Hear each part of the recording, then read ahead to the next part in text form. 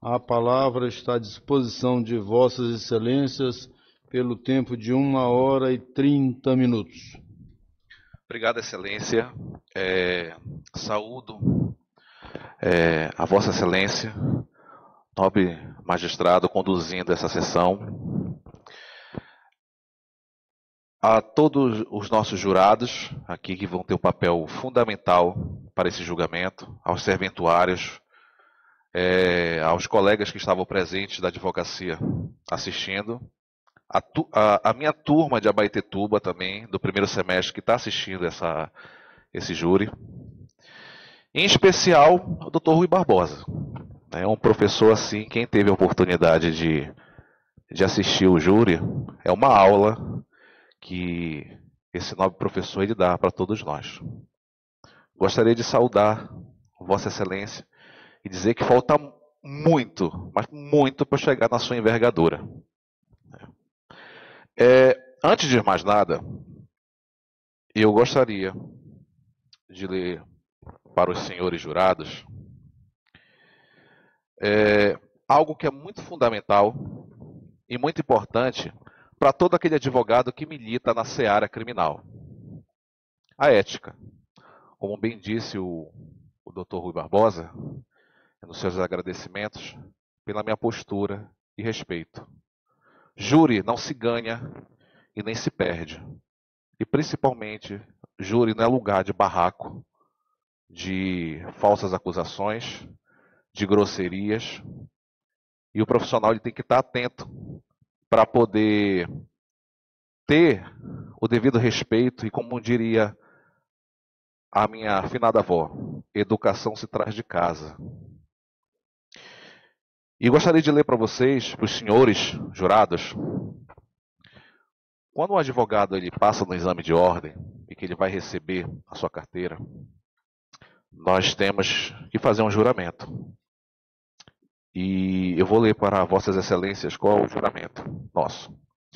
Prometo manter, defender e cumprir os princípios e finalidades da OAB, exercer com dedicação e ética as atribuições que me são delegadas e pugnar pela dignidade, independência, prerrogativas e valorização da advocacia. Eu inicio a minha palavra com, mais uma vez, fazendo um juramento para refutar as falsas acusações em que a irmã da vítima, né, e a sua mãe impuseram a este advogado. Em nenhum momento este advogado coagiu ninguém. Pelo contrário, são anos de conduta ilibada dentro da ordem. E eu não tenho também nenhum tipo de processo penal contra a minha pessoa. De fato, senhores,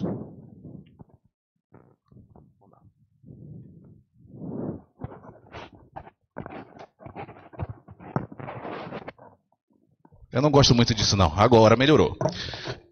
Com todo esse embasamento do nobre promotor de justiça, do Dr. Rui Barbosa, eu fiquei aqui pensando. Eu queria ter essa envergadura desse promotor. Eu queria poder citar vários autores. Mas eu tenho um perfil completamente diferente. Vossas Excelências representam o povo. E eu tenho que falar a língua do povo. É muito bonito falar sobre filosofia, autores. Mas também é mais bonito a gente ser coerente, trazer a verdade. E eu quero pedir para Vossas Excelências que coloquem na cabeça de vocês. Condenem ele. Pode condenar. Eu quero que vocês, nesse período que eu vou estar palestrando, entendam uma coisa. Ele é culpado. Coloquem isso na cabeça de vocês. Mentalizem isso. No final, vamos ver se vocês conseguem entender tudo que vai ser relatado aqui.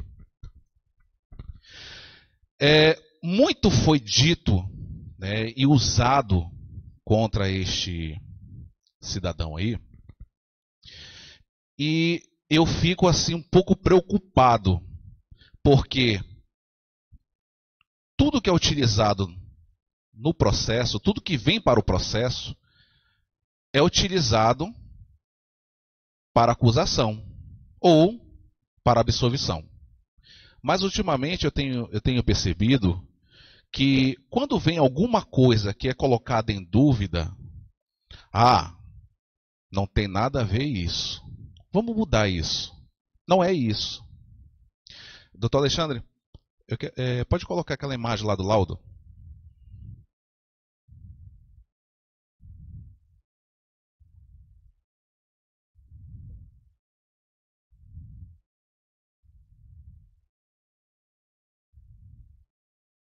Onde está o cadáver?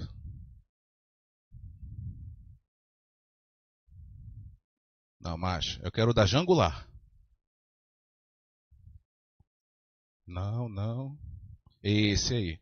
Tem como ampliar? Tem?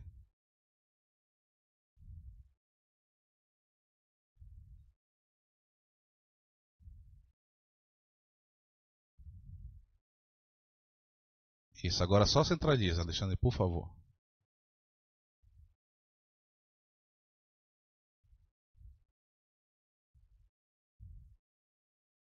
Isso.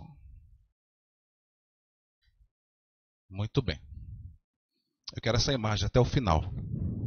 Eu quero que Vossas Excelências observem isso. Por toda a minha fala, olhem, mas olhem com aquele olhar condenatório. E eu vou contar uma história para vocês. Um belo dia, um casal, ele acordou e começaram a criar histórias. Quando eu peguei esse processo, eu confesso para Vossas Excelências que eu já tinha inteira convicção que ele tinha matado. Só que quando a gente tem a primeira vez o contato com o processo, a gente faz, e isso é do ser humano, a gente faz aquele primeiro juízo de valor, como ser humano. E já vem aquele repúdio. Só que o advogado criminalista, ele não pode ter isso, ele tem que saber separar as coisas. O próprio nosso código de ética, ele diz que não há nenhum crime que não seja indefensável. O fato de o advogado defender alguém não significa que ele coaduna com o ato praticado. E eu confesso que pela primeira vez eu fiquei em dúvida. E eu fui até o presídio, conversei com ele. E eu fiquei com mais dúvida ainda. Por quê? Estava muito bem feito esse processo. Muito bem arquitetado. As peças todas se uniam. Quero lembrar a Vossas Excelências que ele só está sendo julgado aqui porque ele confessou. E também, posteriormente, houve um pedido de prisão preventiva do próprio delegado na fase de investigação. Eu não consigo compreender como certos tipos de situações são criadas, né? Vossas Excelências perceberam, desde a manhã, a defesa fazendo perguntas precisas, que estão nos autos. Vossas Excelências perceberam contradições. Eu não estou inventando, eu peguei sempre e eu reproduzi o que está no processo. Eu queria fazer mais, só que nós temos que ter o devido respeito. Até mesmo para que a gente não caia naquela nova lei de respeito da vítima, da testemunha. E tudo que foi falado não bate com o que está aqui nos autos. Infelizmente eu tive que ouvir a desvalidade de uma escuta especializada. Vossas Excelências já imaginaram uma escuta especializada de uma menor por estupro de vulnerável? Imagine um promotor de justiça falando essa tese. Não tem nada a ver isso não existe, é algo que é feito por psicólogo, por outros profissionais, mas está no processo. Em que pese que a promotoria não esteja vinculada a nada disso, o promotor de justiça ele não pode tirar da cabeça dele e simplesmente, eu acho que é isso, eu vou pedir isso. Vossas Excelências ouviram o relato da escuta especializada.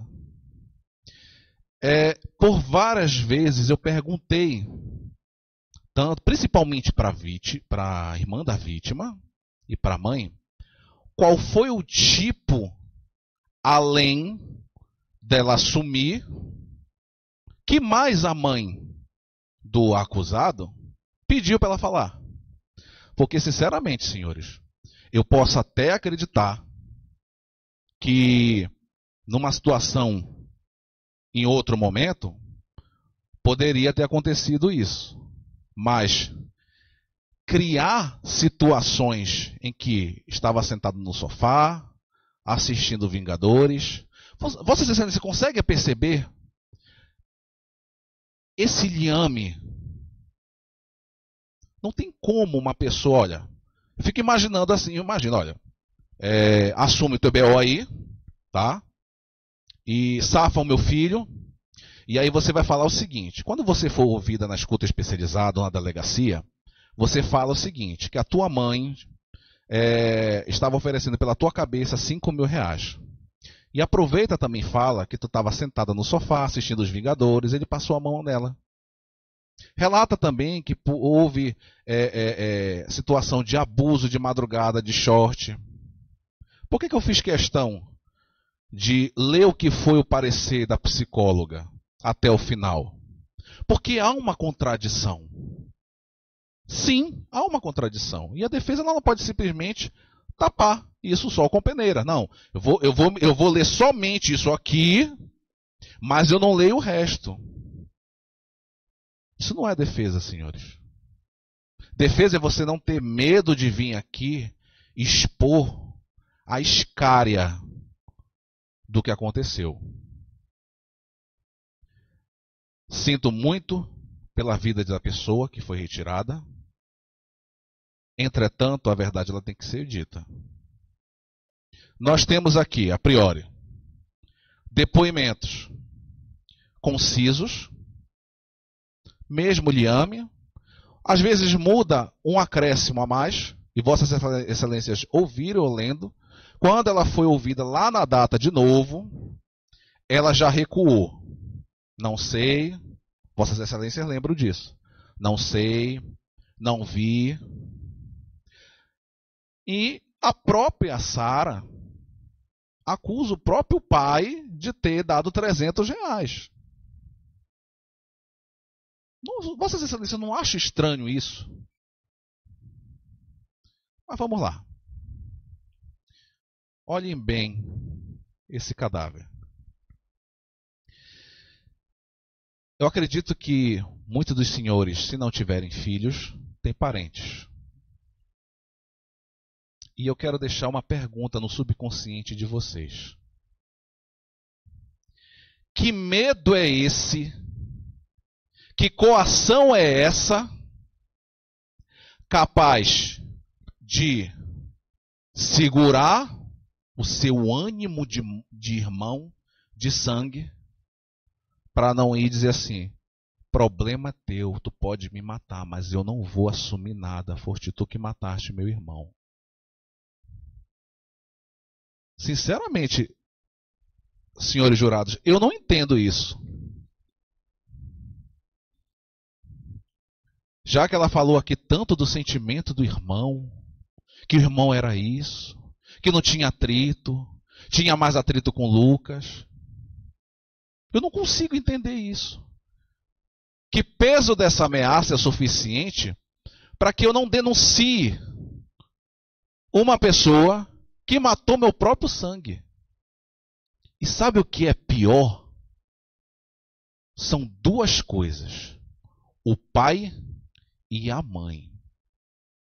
Isso me chamou a atenção aqui. Eu sou cristão. Mas eu juro que um dia eu quero chegar a essa espiritualidade do pai da Sara. De poder conversar, de poder estar cara a cara com o assassino do seu próprio filho, ao qual, segundo ele, deu o nome de André. Olha como é que são as coisas, senhores. Eu tive a oportunidade de estar frente a frente com um desgraçado, com um vagabundo que matou meu filho de forma cruel, por motivo torpe, e seja lá quais forem as qualificadoras. E eu fiz o quê? Nada. Segundo o pai da Sara, a condição da confissão foi o quê? Ah, me dá a mão da tua filha. Tudo bem, eu vou dar. Oi? Espera aí. Eu tô com um cara que matou o meu filho. Eu vou dar a mão da minha filha para um assassino? Eu não consigo entender. A própria Sara falou aqui que eles moraram juntos e teve a concordância do pai e da mãe. Ela até falou aqui. Fazer o quê, né, gente? Oi? Espera aí. Eu vou querer que a minha filha tenha contato com o assassino do meu filho? Eu não consigo entender isso, gente. Veja bem, até agora eu não estou falando de lei. Eu estou falando de fatos. Porque júris é fatos. E eu mantive contato. Ele mudou, vai para a igreja.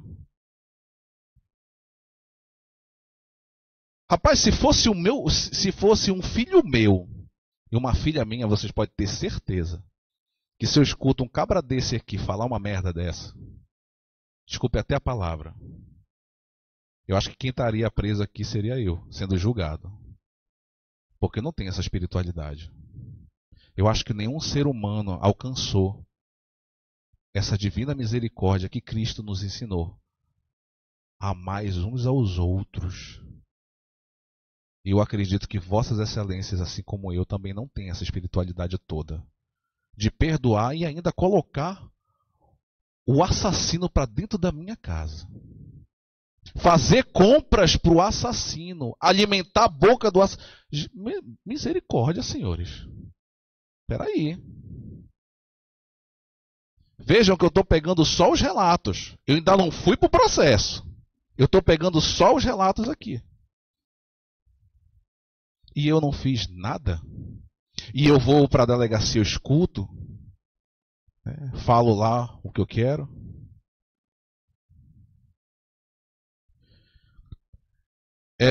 Infelizmente, existem pessoas que são manipuladoras.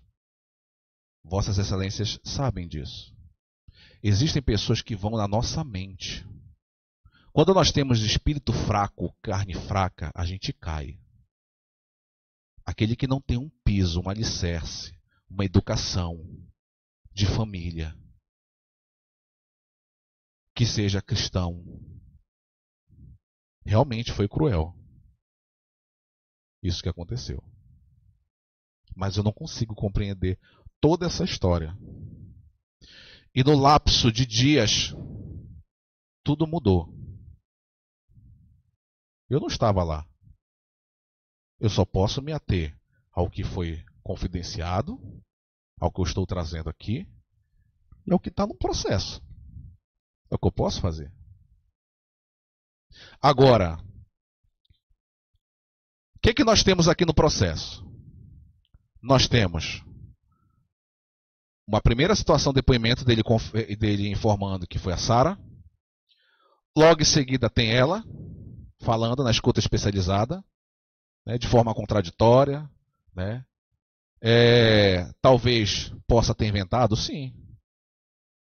Mas dizer que a mãe desse cidadão aqui criou tudo isso na cabeça dela, sinceramente, vossas excelências, eu não consigo enxergar isso aí. Eu não consigo.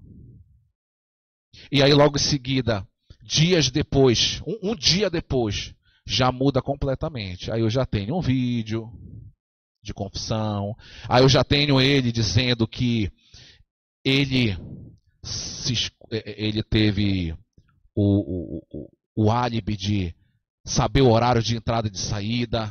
Se viatura passada, tem isso aqui no depoimento dele. Se ficava alguém na rua.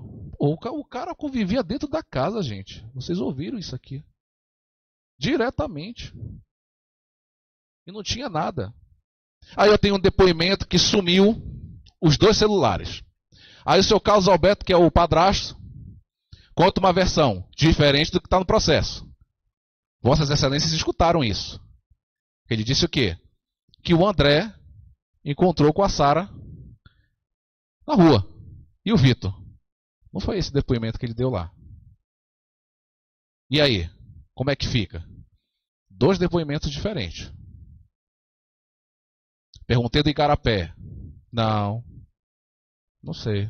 Não foi isso. Não. Ela foi lá? Não, não foi. Não foi lá. Não foi lá? Não, não foi. Encontrou na rua. Aí eu vejo a mãe, que isso aí já foi um absurdo. Por 4 vezes eu perguntei, aonde a sua filha estava? Resposta, eu procurei ela no Facebook. Oi? Aconteceu um crime dentro da minha residência. A minha filha não está. Eu chego no depoimento e digo que a suspeita é a minha filha e o namorado dela. E eu não sei o paradeiro da minha filha? Eu não procurei minha filha? Não, eu procurei ela no Facebook. Foi? Aí eu tenho o depoimento de quem? Do padrasto. Que diz o seguinte, a primeira reação dela, o que foi? A televisão. Oi?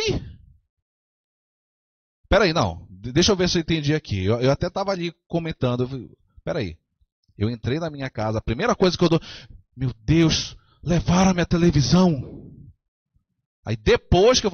não, ele está aqui, morreu, gente. Ela morreu. Não tem lógica isso.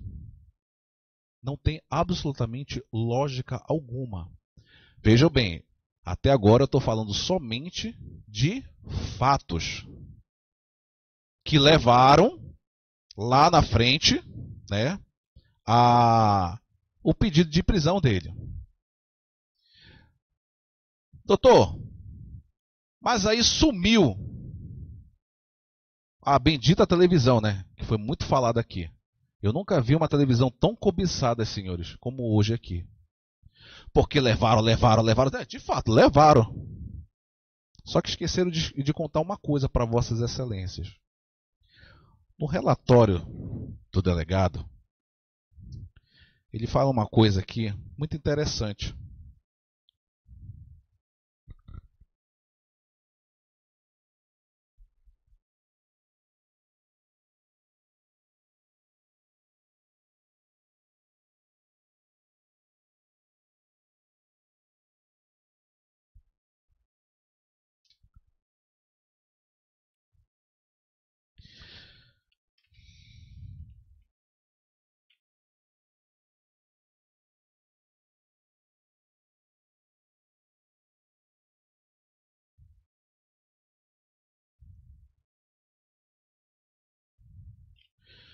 No ID 47975681, eu confesso para Vossas Excelências que eu ainda não me acostumei com esse negócio de PJE, eu ainda sou da antiga, tá? Processo, mãos. No ID 47975681, na página 31/323, folhas 1 de 2, o delegado ele fala o seguinte, essas imagens aqui. Ele diz o seguinte: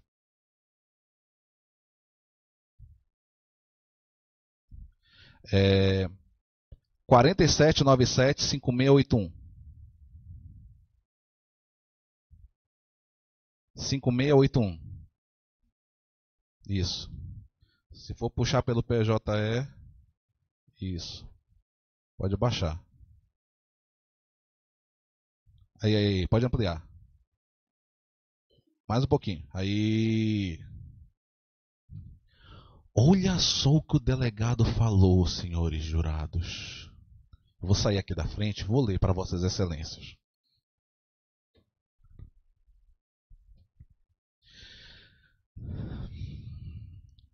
Ademais, resta salientar que após analisarmos as imagens fornecidas, as mesmas sugerem que trafegava pelo local uma moto com 3 pessoas sobre ela e um objeto quadrado entre elas, que poderiam ser os 2 suspeitos, Sara e Vitor. Ou seja, poderiam. Fugindo com a televisão subtraída, auxiliados por uma motocicleta ou mototaxista. Porém, como as imagens são de péssima qualidade, não podemos afirmar que as pessoas na moto são realmente os suspeitos, e nem que elas estejam carregando a televisão roubada da vítima, conforme podemos aferir nas imagens abaixo. Pronto, resolvido, tá? Senhores jurados, já resolvemos o problema da televisão. Então a televisão, a própria delegacia, que é responsável por fazer a investigação, não se esqueçam disso, não é a promotoria que vai investigar. Tudo começa a partir do quê? De um inquérito policial. E isso aqui é um relatório que tem validade. A gente não pode, né, se evadir dessa situação. Então, resolvido. Pronto, não foram eles que levaram, ou ele ou ela que levaram a televisão. Tá? Então, até aqui, tá tudo bem. Já entendemos que a televisão não foram eles, né? Ou pelo menos não tem como se dizer que foram eles que levaram. Enfim. Pode voltar, doutor Alexandre, a outra imagem lá do cadáver.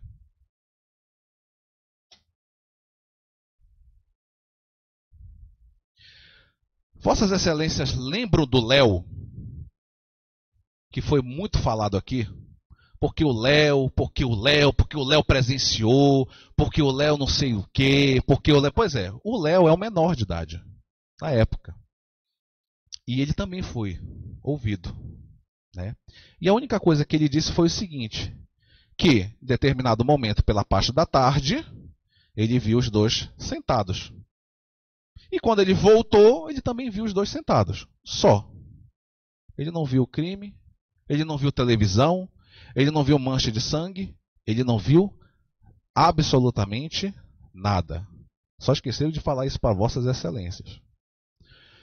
Quero também falar para Vossas Excelências que na delegacia foi ouvido todo mundo.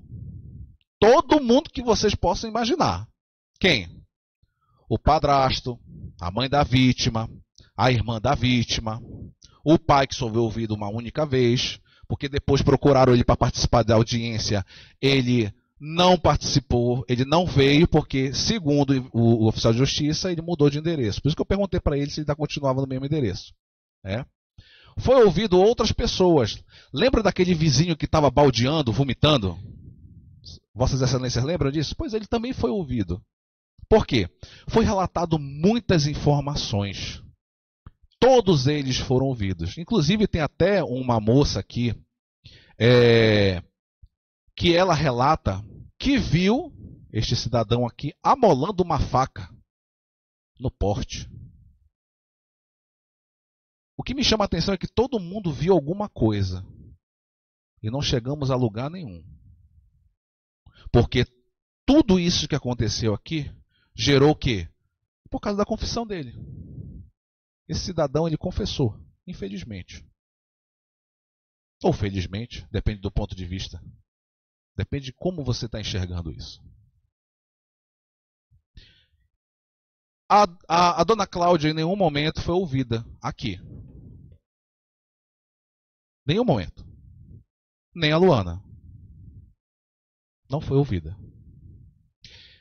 Em que pese a defesa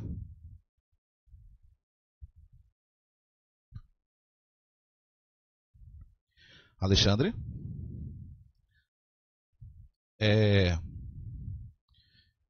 IP 47 97 73 25.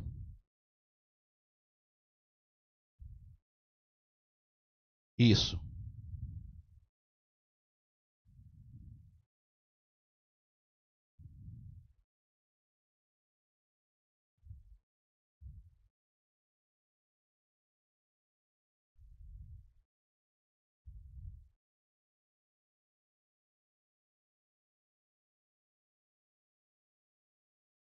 Isso. É só ter que diminuir um pouco, doutor. Isso. Isso. Não, desça. Por favor. Isso, pronto. Não. Aí. Isso. No dia 21 de setembro de 2020, nós protocolamos aqui, perante essa vara, o quê? Pode, doutor? Pode subir. Não, descer. Perdão. Só um minutinho. Olha só o que a defesa fez. Pediu o quê? Para ser ouvida a Carla, a Camila, pode ir, doutor? A dona Cláudia, o Rosinei, pode ir, doutor? A Luana,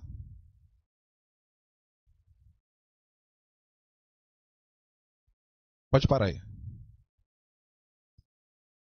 E o seu Carlos, junto com a dona Lucileia. Porque a defesa, ela é fundamental no processo. E se nós identificamos algo que está faltando, a defesa tem que corrigir.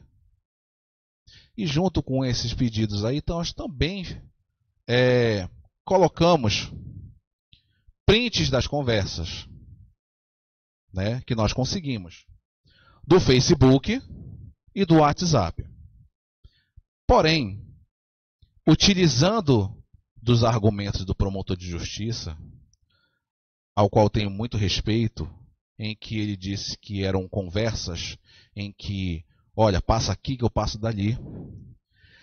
Tem uma aqui que não tem como, senhores, não tem como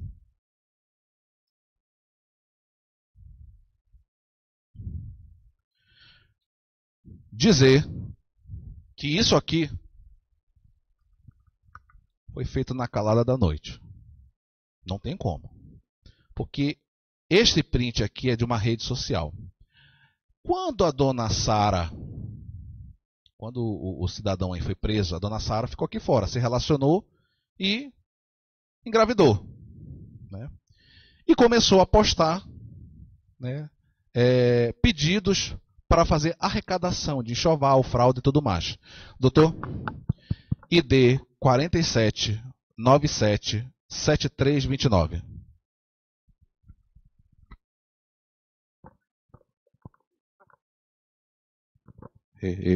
Agora.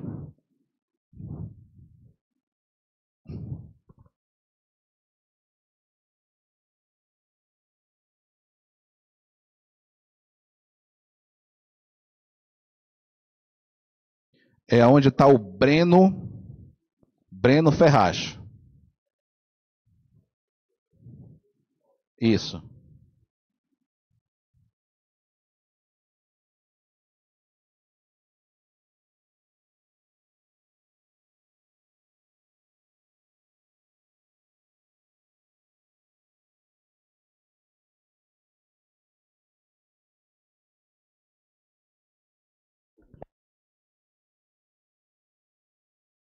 São várias páginas dentro do 29.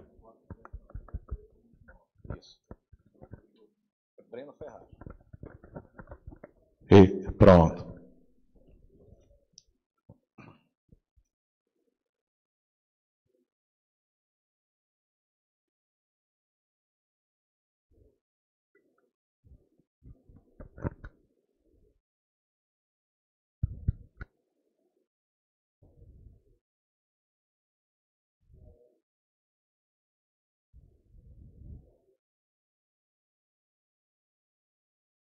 Pode ir, doutor. Acho que agora vai na próxima. Eu acho que é na página 8. Aí, pronto. Esse mesmo. Só diminua um pouquinho. Pronto. Quem é o Breno Ferraz? O Breno Ferraz é o primo da Sara. Eu abro mão de todas as outras conversas que foram questionadas pelos prints que foi rolado e mostro, primeiramente, esse print aqui, tá? Em que, olha o que o Breno está falando. Quem lembra da morte dele? Mataram ele dentro de casa dele a facadas. Pois é. Eu não esqueço meu primo que a própria irmã dele matou a facadas enquanto dormia. Sara Letícia, eu vi uma postagem aqui, uma moça pedindo ajuda porque ela está grávida e teve filho recentemente. E agora fica pedindo ajuda, dizendo que a família abandonou. Mas ela matou o próprio irmão. Ela vive escondida e a própria mãe passa a mão na cabeça dela. Matou, tem que estar na cadeia, mesmo que seja de menor. Pode baixar, doutor. Quanta maldade fizeram com você, meu primo? A foto aqui é da vítima, tá, gente? Pode baixar. Aí, o Breno, ele responde uma postagem dizendo o seguinte: ela é manipuladora, só tem carinha de inocente e sabe ser boazinha. Esse é o primo dela. O primo dela que também foi relatado.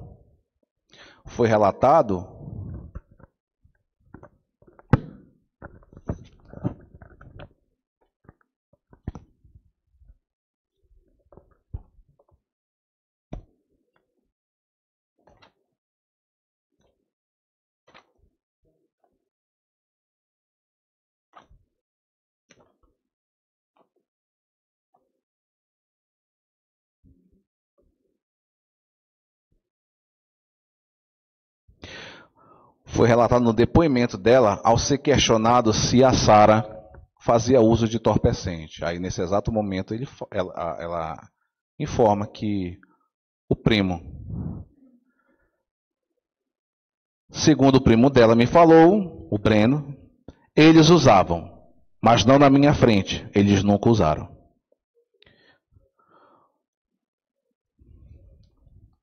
Esse aqui não tem como ter sido manipulado.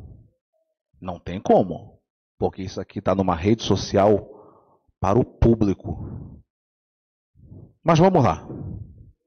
Doutor, 4797-7328. Vou pedir para o senhor subir agora. É esse perfil aqui, ó.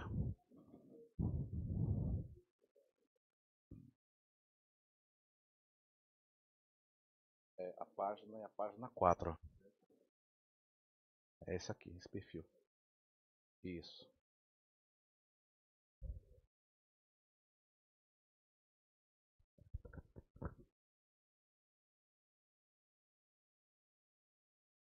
Aí, isso mesmo.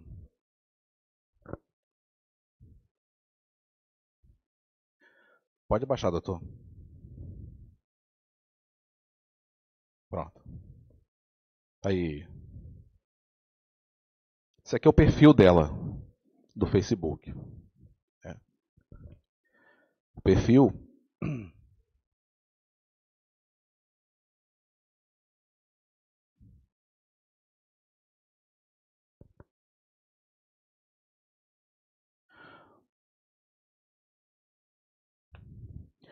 O perfil que ela usava na época. Né? Então, a irmã estava sendo coagida, né? Ela declarou um amor, né? Incondicional. Amor, saiba que eu te amo muito, você sempre vai estar no meu coração. Me desculpa por tudo que aconteceu nas nossas vidas. Você foi e sempre será o meu único amor. Isso aqui também foi a dona Cláudia que pediu para ela entrar no Facebook e fazer essas declarações. Pode baixar, doutor. Pode parar aí. Vossas Excelências conseguem visualizar aqui 4 de outubro de 2019? Consegue enxergar? Não? Tem como aumentar aí, doutor? Mais um pouco. Consegue agora? 4 de outubro, né? Quando é que foi que o Vitor Juan foi preso? 4 de outubro. Ele foi preso. Como é que apareceu essa segunda mensagem aí? No dia 5 de outubro, se dia 4 ele estava preso? E aí? Fica essa pergunta, né? Pode baixar. 8h42.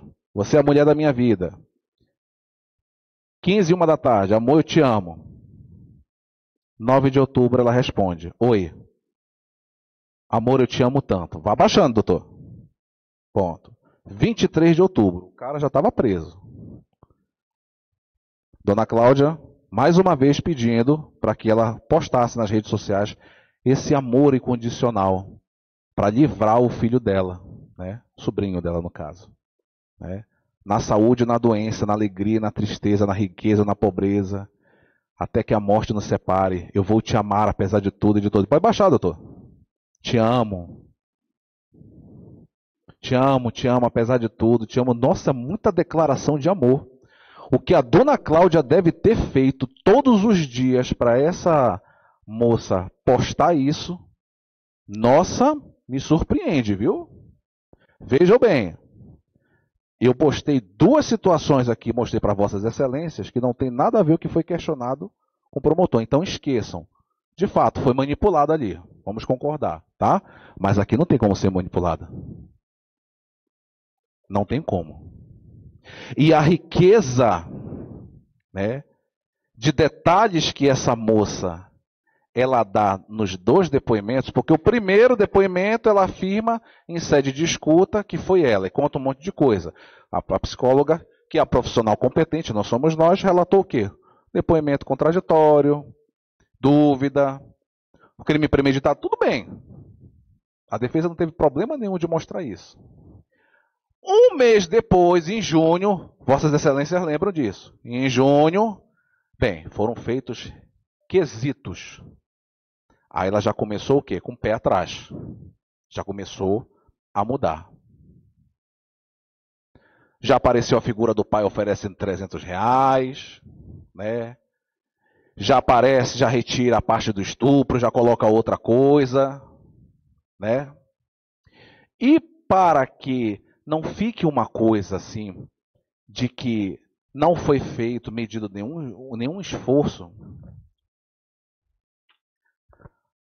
o magistrado requereu a quebra do sigilo telefônico. Ó. Vocês lembram que o acusado disse que ele não usa celular? Não foi encontrado celular. Porque ele não tinha celular. Foi feita a quebra do sigilo telefônico. Oi, Tim, Vivo e Claro.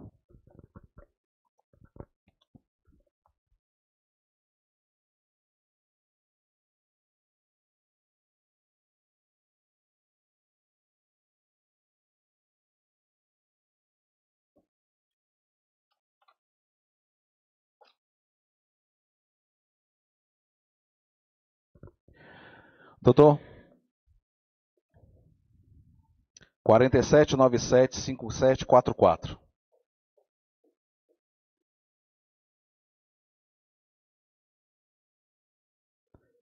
Cinco sete quatro quatro.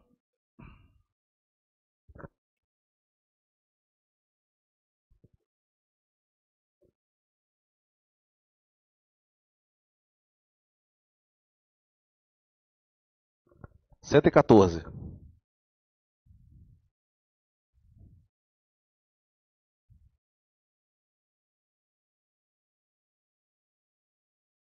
Pode diminuir.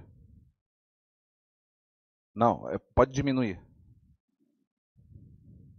E pronto. Suba só um pouquinho. Isso. Pedido de quebra de sigilo telefônico. Da TIM. Pode baixar, doutor.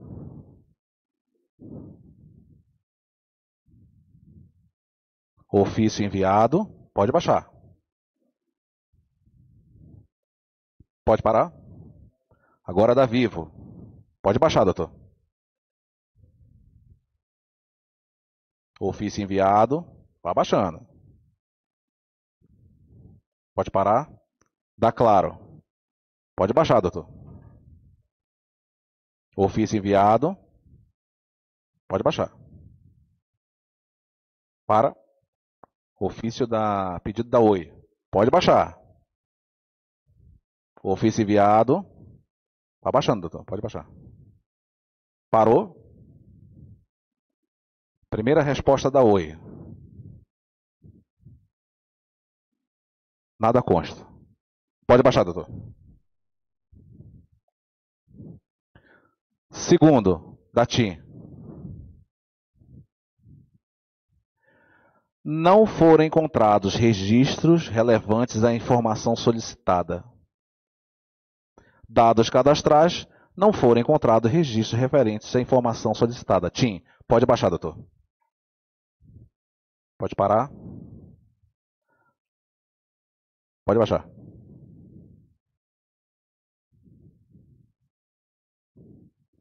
Vivo. Riscos de homonímia. Veja bem, a polícia fez o trabalho dela, mas não encontraram nada. Pode baixar, doutor.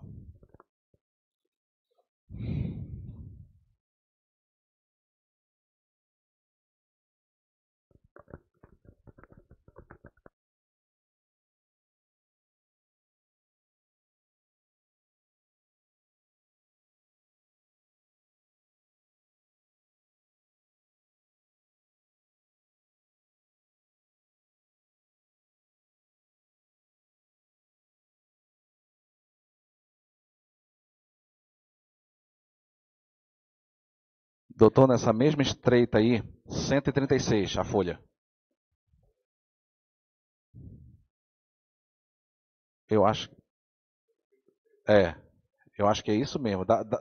Isso, vá. Pode ir, pode ir.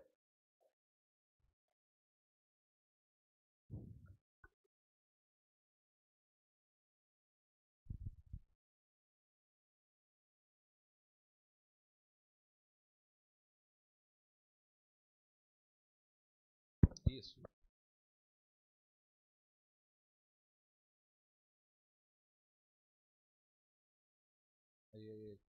Aí, já, o senhor passou. Aí. Isso. Aí tá 138, né? Aqui também. Aqui tem 129. Acho que é mais em cima. Aí, pronto. Isso aqui é o mandado de busca e apreensão, que foi feito nos dois endereços, tá? Então, Tenoné e o Bengui, para não deixar dúvida alguma, caso não encontrasse nada na referida situação da casa, né, onde ele estava fugitivo, poderia ser encontrado na do Bengui, né, que foi relatado muito que é a mãe biológica, que ele não tem mãe biológica, lá é a casa da avó dele, tá? 137, doutor.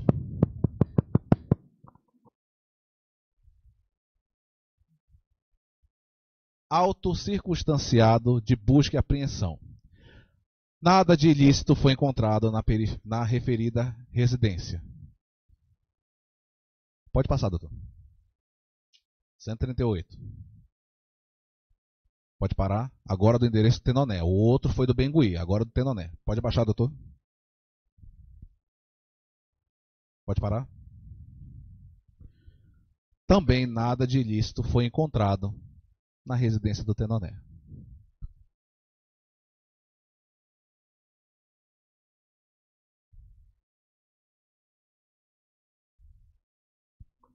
A próxima, doutor. 140. Aí, pronto. O juiz da vara de inquérito policial, ele também pediu a quebra do sigilo telefônico. Né? E 141, doutor. Aí, pronto. Não foi localizado nenhum aparelho celular do indiciado, nem tampouco dos dois aparelhos celulares subtraídos da casa da vítima. Lembra que foi muito falado sobre aqueles aparelhos que desapareceu? Pois é, o intuito também de fazer essa busca era para verificar onde é que estavam esses aparelhos. Não foi encontrado.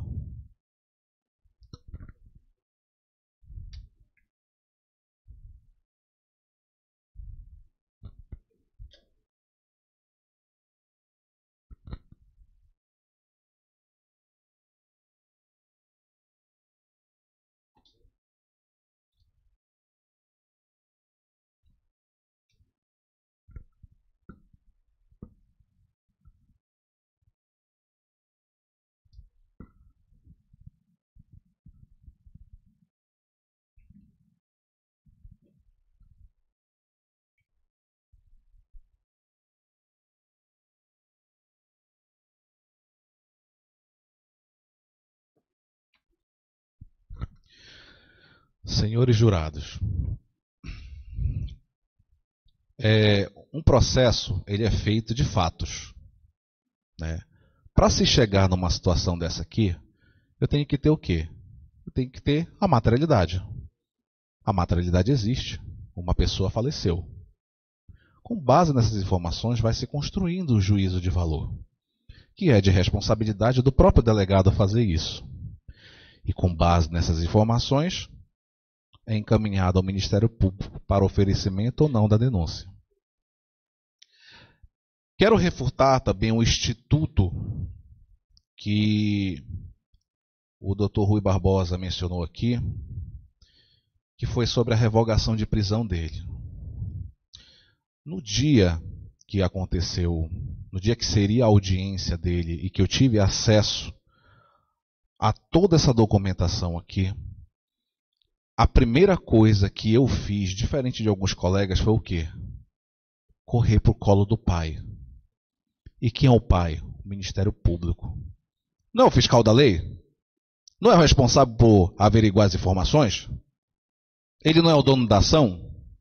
Então, foi repassada a informação para o membro do Ministério Público.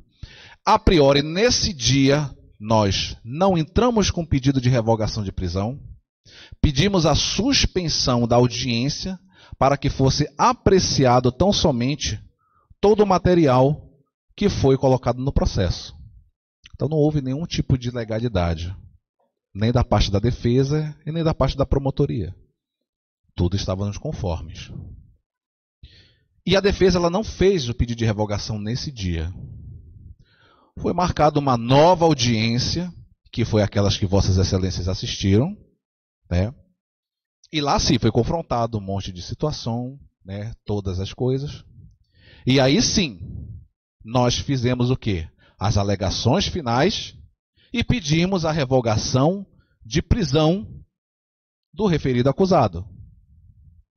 O Ministério Público opinou pelo deferimento. Ele não disse que não. Ele não saiu por causa da pandemia, até mesmo porque a gente não pode justificar a saída de um preso por causa de pandemia. Tudo foi feito com os conformes. Tudo, absolutamente tudo. Tanto prova que ele foi posto em liberdade. E ficou em liberdade. É o primeiro ponto. Então não houve erro aqui. Não houve erro do Ministério Público, não houve erro do Judiciário. Foi tudo feito como manda o protocolo da lei. Aprecia, julga, defere ou indefere. Foi deferido com a anuência da promotoria, que visualizou, naquele exato momento, que não haviam requisitos para manter a prisão dele. E está tudo certo, senhores. Não tem nada de errado disso. Nós não podemos criminalizar o instituto do pedido de revogação de prisão. Isso não tem como, porque é um direito do preso. Pedir a revogação, o relaxamento, a liberdade provisória. Esse é um direito constitucional dele. E ele foi colocado. O que aconteceu depois, isso é inerente a fatos dos encontros que eles tiveram e o do retorno. Que, sinceramente, quando eu tive acesso da Maria da Penha, que ele me informou, né, eu virei para o cidadão e disse assim: rapaz, tu é muito burro, cara. Tu é muito burro. Eu nunca vi uma pessoa tão burra. Tu vai te envolver de novo com a mulher que tu estavas, irmã da vítima. E aí foi que ele me contou a situação, né? Que foi ela que procurou ele pelo Facebook. Nada disso foi inventado. O problema é que já tinha acontecido a pronúncia dele e já tinha, já ia ser marcado o júri dele, né? E foi marcado o júri dele. E a defesa tem que saber o que é pertinente e o que não é pertinente, para justamente não ser confrontado como membro do Ministério Público, descartando essas possibilidades. Talvez, numa outra ocasião, teria sido mudado isso. E eu não vou repetir o que foi falado aqui, né? sobre o ato sexual, mas essa foi a situação que aconteceu. Por um determinado momento, ele foi... levaram ele para Maria da Penha. Ele não foi apresentado a Maria da Penha. Levaram o nome dele e ele ficou com uma medida protetiva. Mais uma vez, esse cidadão, eu não sei o que passa na cabeça desse pessoal jovem, cara. Sinceramente, eu tenho 38 anos. Eu nunca fui alienado com negócio de relacionamento. Ele voltou a ter contato com ela. Mais uma vez. Que aí deu o quê? A situação da bendita erisipela nele. E pro azar dele, denunciaram ele. E ele estava o quê? Sem a tornozeleira. E foi preso por tráfico de drogas. Este juízo só tomou ciência da prisão dele por tráfico de drogas na audiência, no júri que foi remarcado devido ao problema de cunho pessoal do nobre magistrado, que nesse dia eles tomaram ciência. Mas em nenhum momento esta vara do júri aqui determinou a prisão preventiva dele por quebra de cautelar. Que é cautelar o quê? Rompimento da tornozeleira. Não consta isso nos autos. Nenhum momento. Já estava preso pelo outro processo, né? O certo era o quê? Peça seu mandado de prisão por quebra de monitoramento. Não foi feito isso. Ele foi preso pelo outro e ficou. Quando foi semana passada, na audiência, o que a juíza fez? Solte. E hoje ele está de tornozeleira. E eu espero que não dê de novo erisipela nele. Porque eu quero acreditar que realmente era erisipela. O papel da defesa, senhores, é buscar a verdade. Advogado não mente. Advogado trabalha com fatos e batalha no que ele acredita que é de verdade. Vejam que até agora eu não falei nada de lei, não pedi nada para vossas excelências. Eu estou relatando situações, confrontando tudo que o promotor falou aqui. E tudo que os outros personagens que estavam aqui relataram. As contradições, né? Falsas acusações. Né? De fato aconteceu alguma coisa. O cara morreu. Alguém matou o cara. Quem foi? Aí eu vou usar os argumentos do nobre promotor de justiça, né, que ele bateu muito nessa tecla aqui, dizendo que ela foi absolvida. Não foi isso que ele falou? Ela foi absolvida. Ora, as mesmas pessoas que foram ouvidas aqui foram ouvidas lá. Negativo. Negativo. Não é bem assim que aconteceu.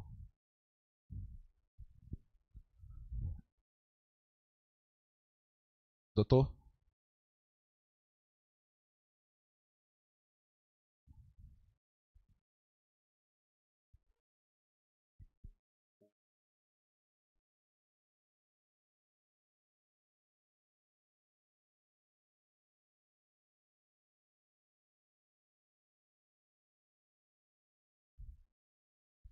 Vamos ver como é contraditório.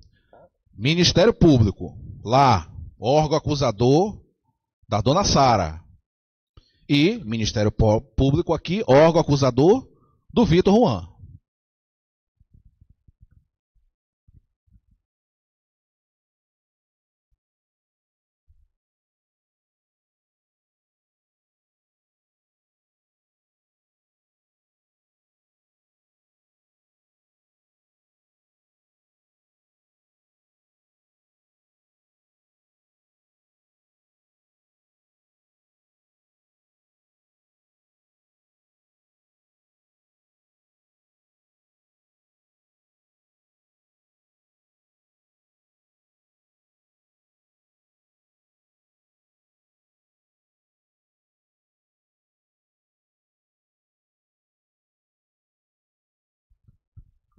Doutor, dê um zoom.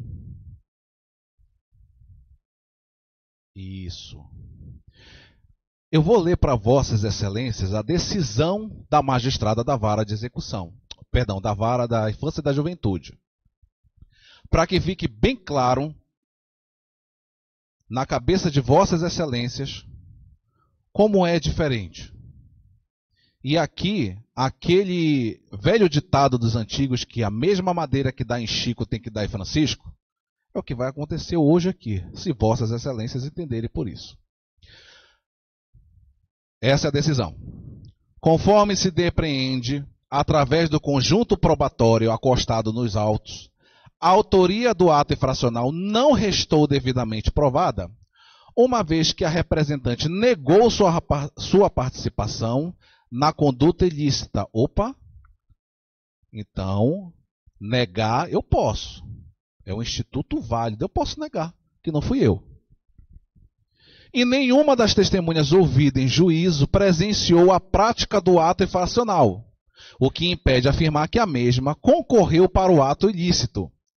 Além disso, verifico que há muitas contradições nos depoimentos das testemunhas, o que põe em dúvida a veracidade das declarações colhidas durante a instrução processual. Certo é que nenhuma testemunha foi capaz de confirmar a participação da representada no ato infracional, havendo dúvida neste sentido, já que todos os depoimentos testemunhais foram permeados apenas de suposições acerca da autoria do homicídio. Desta feita, inexistindo testemunhas oculares ou outras provas, não há como afirmar que a representada concorreu para a prática do ato ilícito, razão pela qual se faz imperiosa a aplicação do princípio indúbio pro réu. Quem é que estava acusando ela? Foi a Defensoria Pública? Não, foi o Ministério Público. Ele conseguiu provar? Não, não conseguiu provar. Quem foram as testemunhas de acusação dela? Quem foram as testemunhas que foram ouvidas? As mesmas, com exceção da dona Cláudia, as mesmas com relação a Carla, a Camila, o Léo e os outros, mas a mãe foi ouvida, né? A Sara foi ouvida, a dona Cláudia foi ouvida.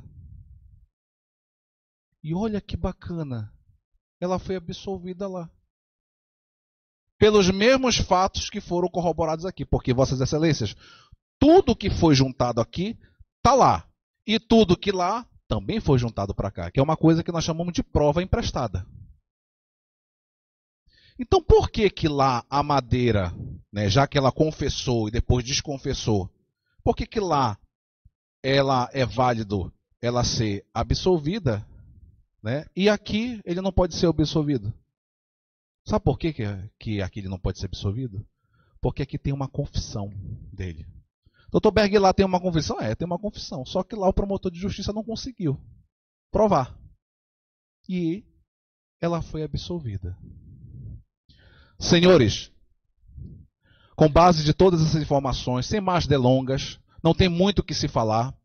Tudo que foi dito aqui está nos atos. A defesa tentou de tudo provar que há sim uma dúvida da autoria. Eu não posso chegar e dizer que foi uma pessoa ou que foi outra, se eu tenho vários depoimentos. Então quer dizer que só vale ele se autoacusar, se autoincriminar? A negativa dele não tem nenhuma validade aqui? E como é que lá teve, gente?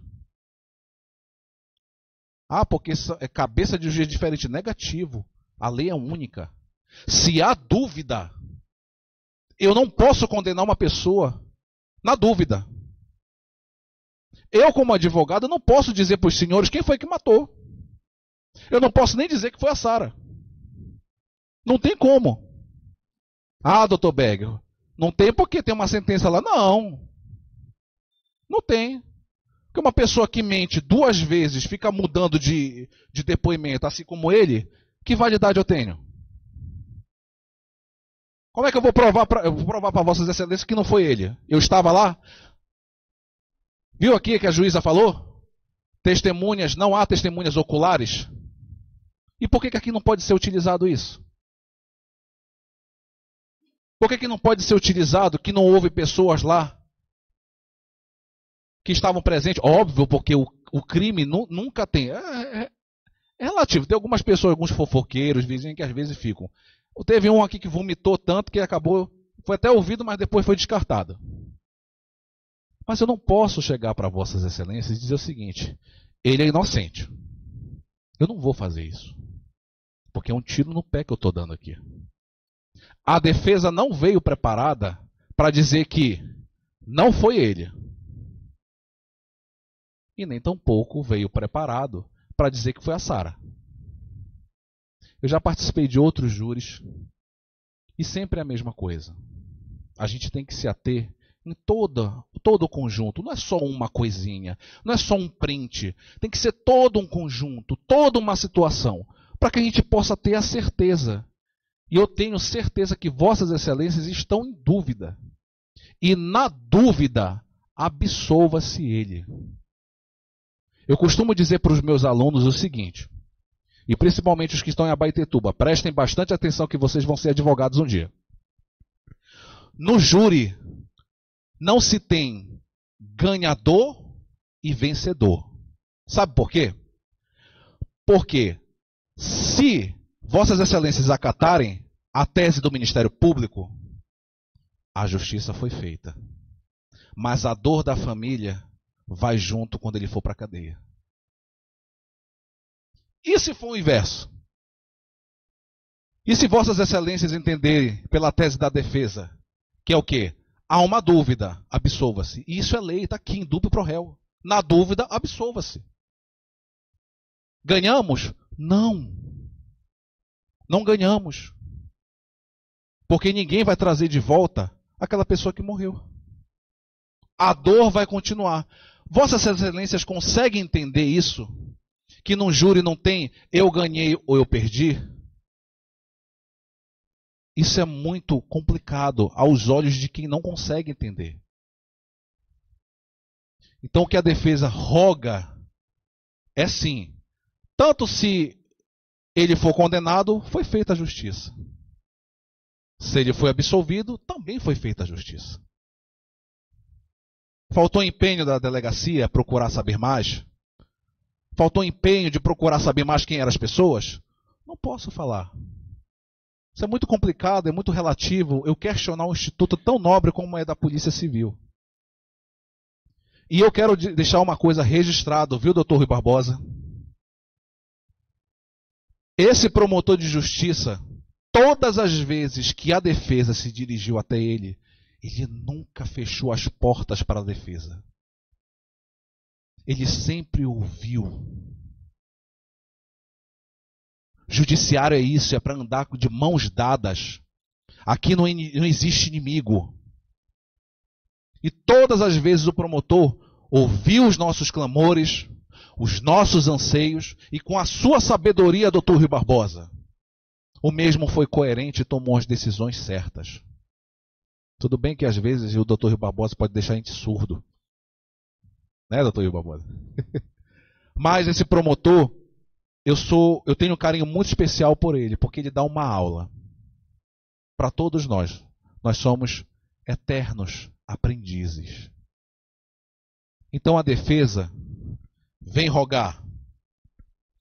Na primeira série de quesitos sobre homicídio qualificado, primeiro quesito, na virada do dia 1º de maio de 2019 para o dia 2 de maio, na Alameda 28, número 14 do Conjunto Maguari, nesta capital, a vítima André foi atingida por arma branca que lhe causou lesões descritas no laudo de necropsia de número tal? Sim, tem um cadáver. Eu não posso, não estou doido para chegar e dizer, olha, não tem.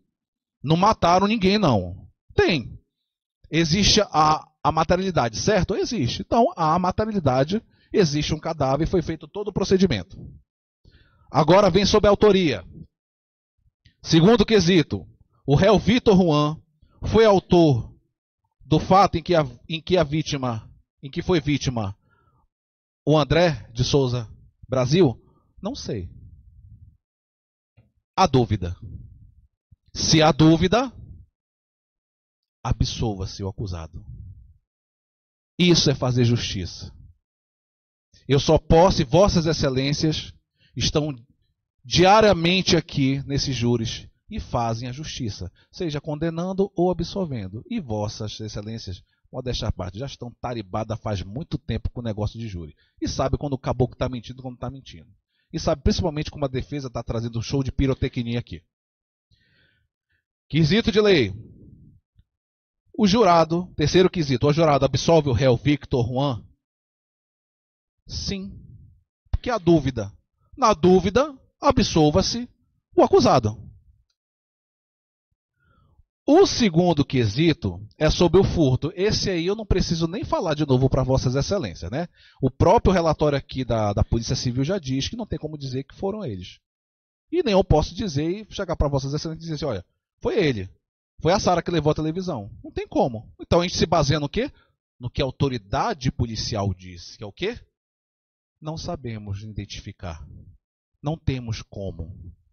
Então, quando lhe forem perguntar sobre a materialidade, se foi subtraído, sim, todo mundo aqui, desde a manhã a gente está discutindo, é cordão, é celular, é televisão, e isso é gente andando na rua de mochila preta com detalhe não sei do que, é viatura passando, é tornozeleira arrebentada, todo mundo já tá calejado disso aqui.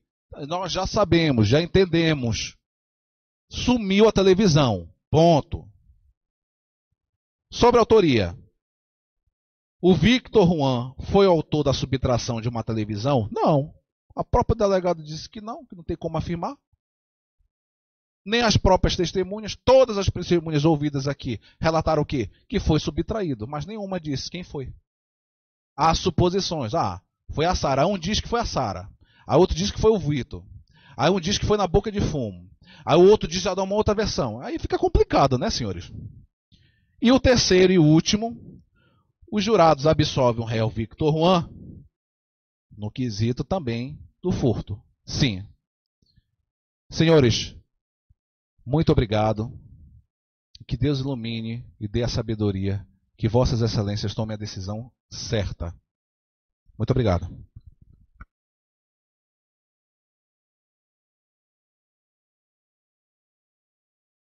Então, dando sequência aos trabalhos no dia de hoje, já com a presença do réu no plenário, solicito que todos fiquem de pé para a leitura da sentença.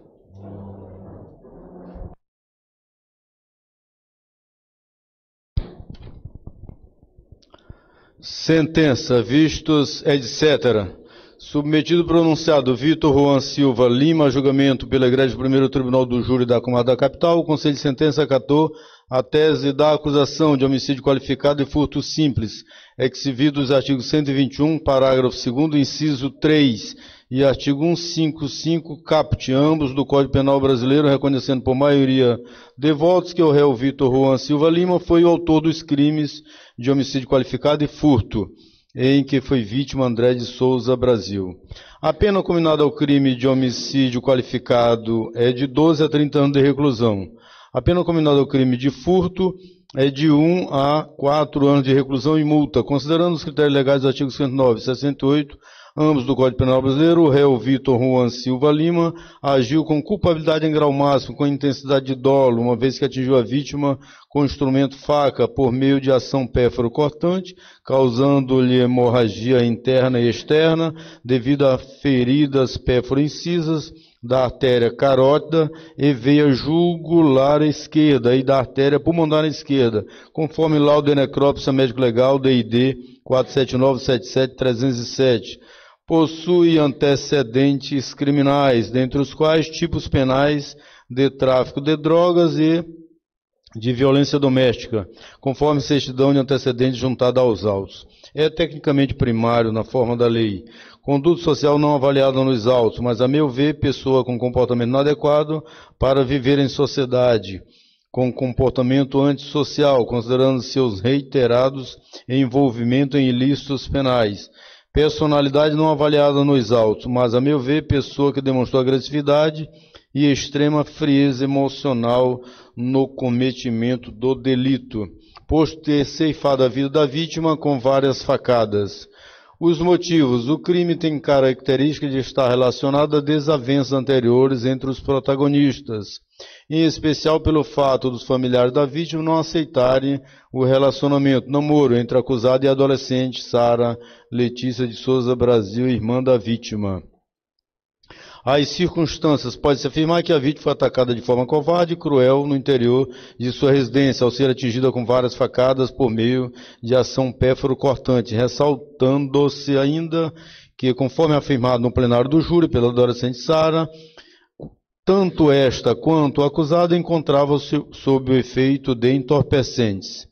As circunstâncias do crime lhes são desfavoráveis, sobretudo diante da perda para a família e para a sociedade de um jovem de apenas 19 anos de idade e estudante. Comportamento da vítima. Considera que a vítima não concorreu para a prática do crime, assim fixo a pena base em 23 anos de reclusão em relação ao crime de homicídio qualificado contra a pessoa do réu Vitor Juan Silva Lima. Considerando as mesmas circunstâncias legais acima dos artigos 59 e 68 anos do Código Penal Brasileiro, fixa a pena base em 3 anos de reclusão em relação ao crime de furto contra a pessoa do réu Vitor Juan Silva Lima. Não existe nos autos circunstâncias agravantes. Consta dos autos uma atenuante em favor do réu Vitor Juan Silva Lima, visto ser menor de 21 anos à época do delito, pelo que diminua a pena fixada anteriormente em 2 anos de reclusão em relação ao crime de homicídio qualificado. Diminua ainda a pena fixada anteriormente em 1 ano de reclusão em relação ao crime de furto. Não existe nos autos causa especial de aumento ou de diminuição de pena. Pelo exposto, em razão da fundamentação acima, condeno o réu Vitor Juan Silva Lima a pena de 23 anos de reclusão, que deverá ser cumprida inicialmente em regime fechado, exigido do artigo 33, parágrafo 2º, letra A, do Código Penal Brasileiro, no sistema penitenciário do Estado do Pará. Penas estas que as tornam definitivas, concretas e finais. Concedo ao condenado Vitor Juan Silva Lima o direito de, querendo, apelar em liberdade da presente decisão, especialmente por ser primário na forma da lei e ter comparecido na presente sessão de julgamento. Considero o réu pobre no sentido da lei, pelo que o isento das custas processuais. Transitado em julgado a presente decisão, espécie competente guia de recolhimento definitiva e as demais peças necessárias ao juízo da Vara de Execuções Penais da Comarca da Capital. Comunique-se ao TRE para os devidos fins de direito. Oficie-se ao setor competente para, em havendo armas apreendidas e vinculadas a estes autos, seja dada a devida destinação ao Exército Brasileiro para destruição, exigido o artigo 25 da Lei Federal 10.826 de 2003, caso não pertençam aos órgãos de segurança pública do Estado do Pará.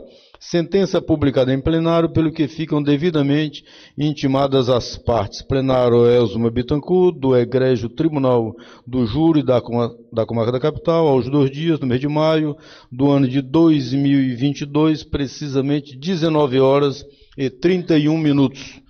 Juiz Edmar Silva Pereira, titular e presidente do 1º Tribunal do Júri da Comarca da Capital.